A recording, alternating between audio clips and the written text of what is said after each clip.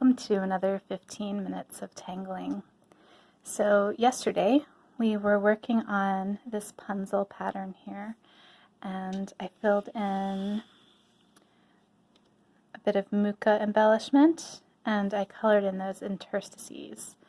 And then outside of the video I was saying I was going to be repeating this Punzel pattern and repeating also an aqua fleur. So I made my other aqua fleur here and repeated the Punzel pattern here, did some experimentation with the colors, and instead of putting in Mooka, I put in a little bit of Printemps.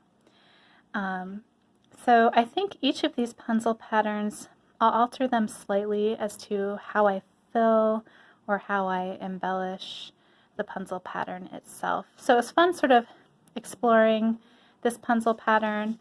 On the other side over here, I'll be putting 2 more Punzel patterns sometime in the future as well. So it'll be a fun exploration to see what I put inside of them and how I embellish them each time.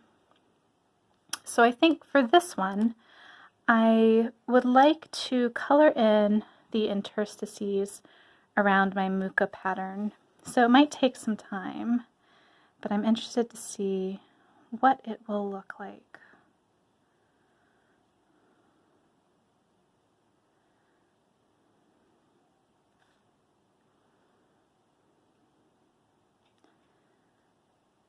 So today I left the house kind of right after dinner to go walk in a local garden and find a beautiful place to sit and draw.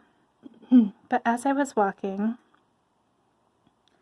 I ventured into a new part of the garden that's right near an art museum by my house. And as I was walking into the garden, I struck up a conversation with someone there that was also walking in the garden, and there were a whole group of ravens or crows, we weren't sure which one, but we struck up a conversation about birds, and then lo and behold, 3-4 hours later, we had talked about everything under the sun, and the sun in fact had set, the moon was coming out, and we finally realized, hey, it's time to go home. So I am tangling at my kitchen table, even though I had initially had the intention of tangling at the local art museum in the garden there. But I think it was a good use of my time to meet someone new and have some fun and interesting conversation. It's part of what these explorations are all about, going with the flow, enjoying the beauty that the world brings to your life and to your day. So I was happy to meet a new friend.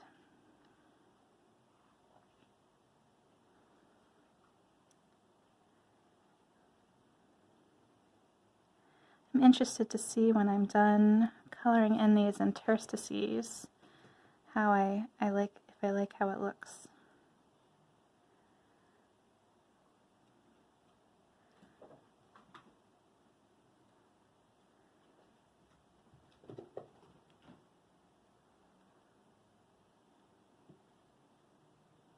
I have 2 cats, Mooka and Gavin. Mooka has long black fur and thinks he's the boss of the house. Gavin is an orange tabby who is more like a typical cat. Sometimes he's a fraidy cat, but he loves to get rubs and pets, and he's pretty demanding with his rubs and pets. Right, and he loves playing with cat toys like a typical cat would, whereas Mooka sort of snubs his cat nose at cat toys like he's above them. So Gavin right now is playing, he's chasing one of those squishy balls that like makes a crunchy sound. He's chasing it around the apartment floor, carrying it around with him. He actually taught me how to play fetch. He would like drop the ball at my foot and sort of look at me and put his paw on my leg like, hey, can you throw the ball for me? And then he'll go and chase it and bring it back. So it's kind of fun. My cats are so entertaining.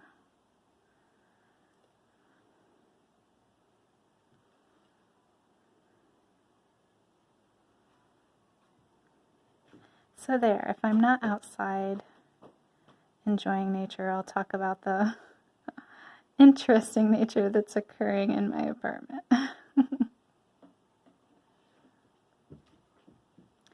Such a beautiful day today, in the upper 70s and 70s, and as the sun set, well, first of all, the sunset was gorgeous, and then there was just this gentle breeze. It was a beautiful day to be outside.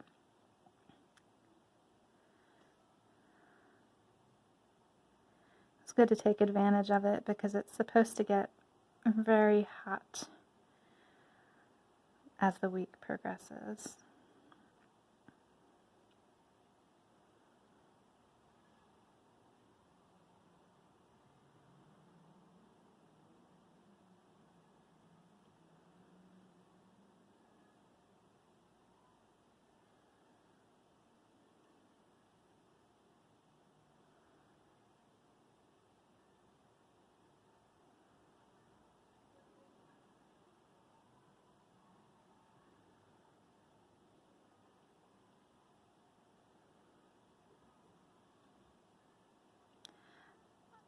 A neighbor is playing a song.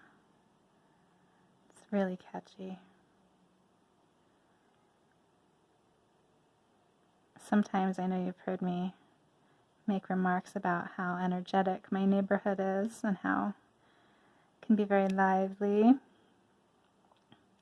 Now people are starting to go home, even though theoretically they were supposed to have gone home when the university closed in-person classes, but still many people remained in town, and so now they're slowly starting to go home, and it's not quite as loud as normal.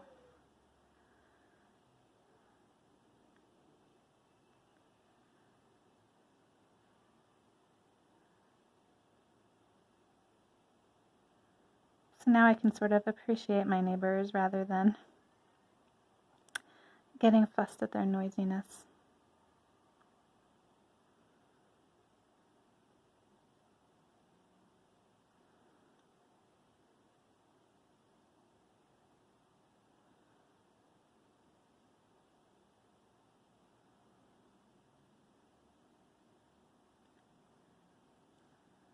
All right, just a few more to go.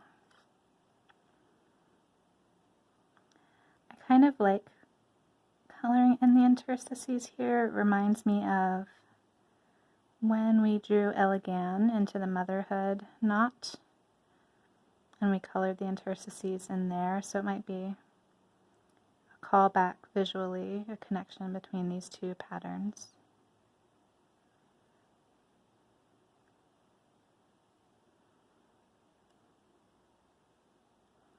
When I ink in, I tend to like to ink in completely and not leave any white spots, or in this case, I guess that would be tan or beige spots. I don't like to leave spots that are not inked in, but I know other people do. It does give a certain texture or effect.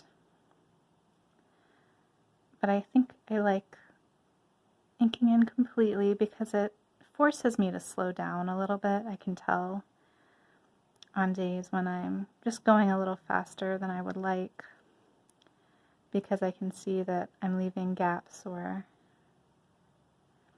not being as detail oriented.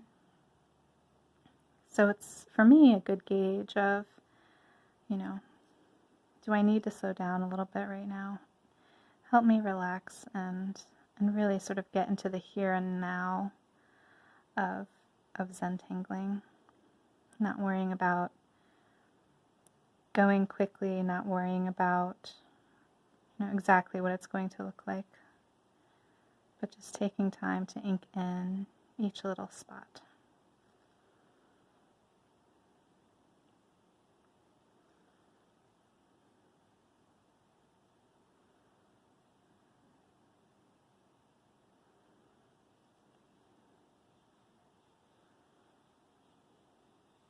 it's also a really good time to consider, you know, how hard you're holding your pen.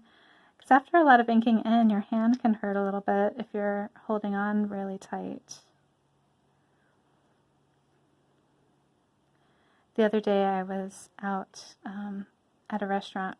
Oh no, this was like months ago. Out at a restaurant. There was actually a local Harry Potter festival, although they weren't allowed to call it that officially due to copyright or trademark. I can't remember. But anyways, at a local Harry Potter festival, and we were sitting down at a restaurant for lunch, and the restaurant was one of those that had butcher paper on the table, and you could use some crayons to draw on the butcher paper. And so I tried 3 or 4 crayons, and the colors were so light I was having a hard time seeing them on the butcher paper. And the other folks that were with me, they did not have this problem. And I realized it was because they were pressing down so hard on the crayons, and after years of practicing Zentangles and using Pigma Microns and realizing I don't have to press very hard to get an effect, and also after years of being a Montessori teacher and, you know, teaching, having a lightness of touch as you're writing, I realized just the way I interacted with the materials were so different. And one of the friends there, she had just experienced some Montessori training, and she sort of laughed and said, you know, oh, it's just because you're a Montessorian that you forgot to press really hard on your crayon like the rest of us. And so it helped remind me that it's okay sometimes to press hard. Sometimes you want that effect. Sometimes you need to press hard on that crayon. Whereas other times, like when I'm using my Pigma Micron pens, or especially when you're using Jelly Roll pens, that lightness of touch can give you the desired effect. And also, your hand won't hurt very much.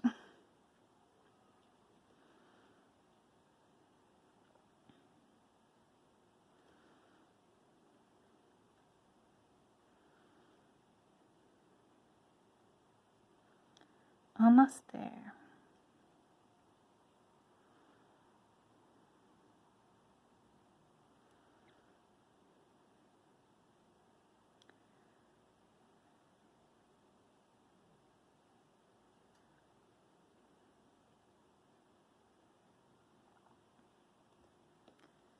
All right, just a little bit more.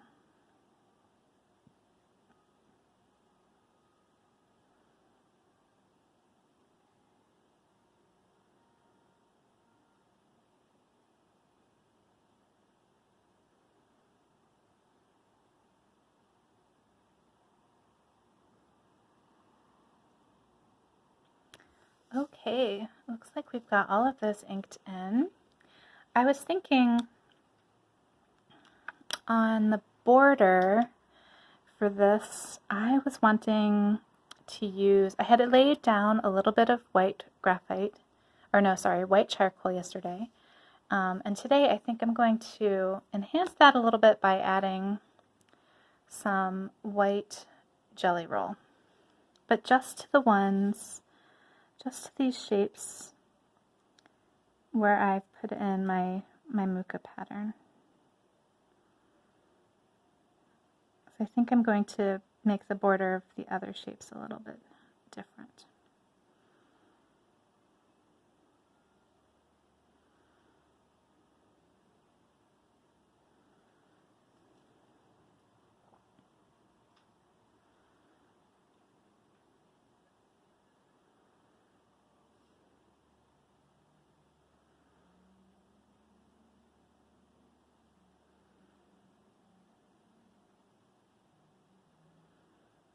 So quite a bit of inking in today.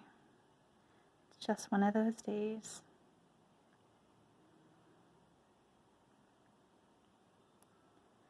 I feel like Punzel is one of those patterns that you can add so much to it to enhance it. So we're going to be working with Punzel for a little while till we get it just the way we want it.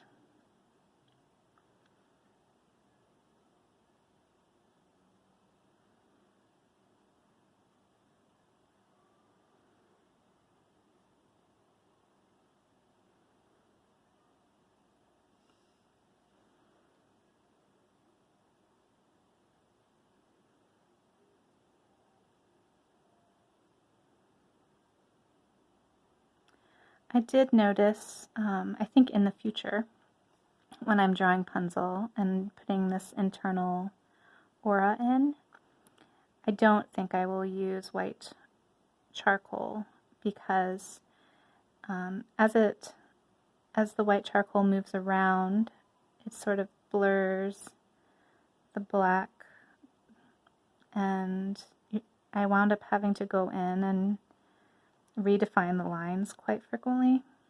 Now I might have to do that a little bit with the jelly roll if the jelly roll goes over the black lines in such a way that I don't like. But with the white charcoal, it was really hard to sort of control where that charcoal was going. So in the future, I don't think I'll use white charcoal to color these or shade these internal auras. I'll stick with my jelly roll pen. Alright, we're almost there. I'll go a little bit over the 15 minutes today just to finish up these white lines, these white internal auras.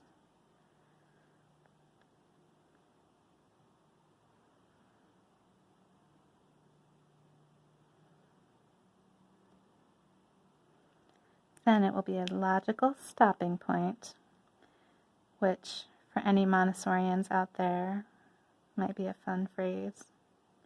When we write our albums, we always talk about in lessons where is a logical stopping point. So that phrase is used quite frequently in our albums and is sometimes a little bit of an internal joke. We talk about logical stopping points in life. All right, that's looking pretty good. I'm really liking how this is turning out, and I'm excited to see how it develops over the next few days. Thank you so much for joining me and following me along this Zentangle journey. I hope you have a spectacular rest of your day and that I'll see you again tomorrow. Bye-bye.